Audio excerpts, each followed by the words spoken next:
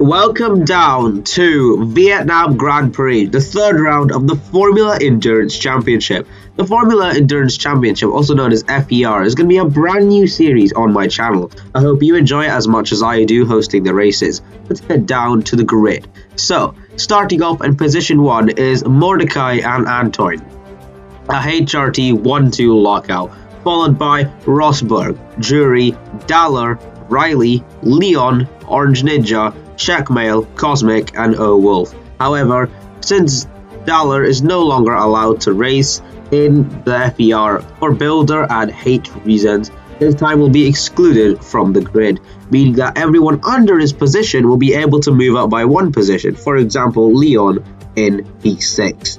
But since Leon doesn't attend either, that means Orange Ninja starts off in P6. Let's get down to the grid. The start was a pretty hectic one.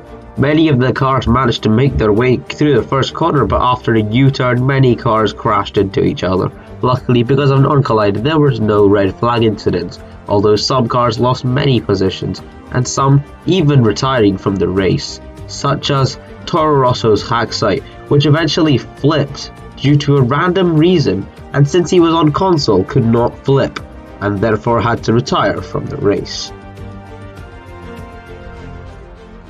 Cosmic Bubble's appearance was finally seen in the Mercedes number 22. He was not seen for 2 of the races and finally made his debut race here at Vietnam, although he did leave some bodywork on the walls and did not manage to keep the car in such a contained state that he even flipped a couple of times.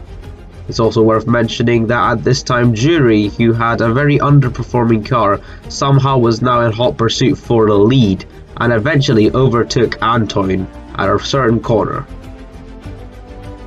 The HRTs were very powerful in Vietnam today, as they even at one point lapped Cosmic Bubble's number 22 Mercedes.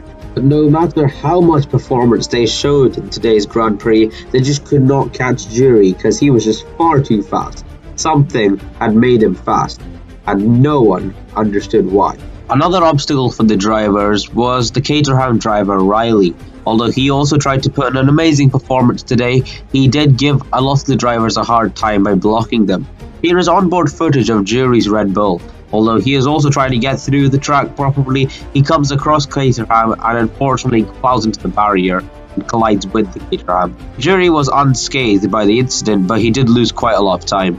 Mercedes' Cosmic Bubble also had some hairy moments as well, as he too was also put off by Red Bull's Just Jury and was sent into a tumbling flip.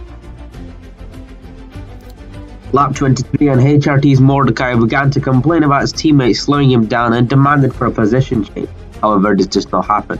The Silver Hours were doing everything they could to get to the leaders and hopefully get some more points, but it was no use, as eventually Just Jury won the race in his Red Bull to take 25 points to Red Bull, and eventually leading the HRTs in positions 2 and 3. Amazing race and good work. The race results go as follows. Jury won the race, followed by Antoine and Anzoy, also known as Mordecai, followed by Bubble, Riley, and Orange Ninja. The DNFs were our highest this season, with following Horizon, Axite, Yagami, Gold, and Check. A lot of drivers DNF'd this race, and it was all from the first corner. So, honestly, quite a tricky and quite a dangerous race, but we hope everyone enjoyed it and enjoyed watching. Thank you for listening, and we hope you see you on the grid, maybe in next season.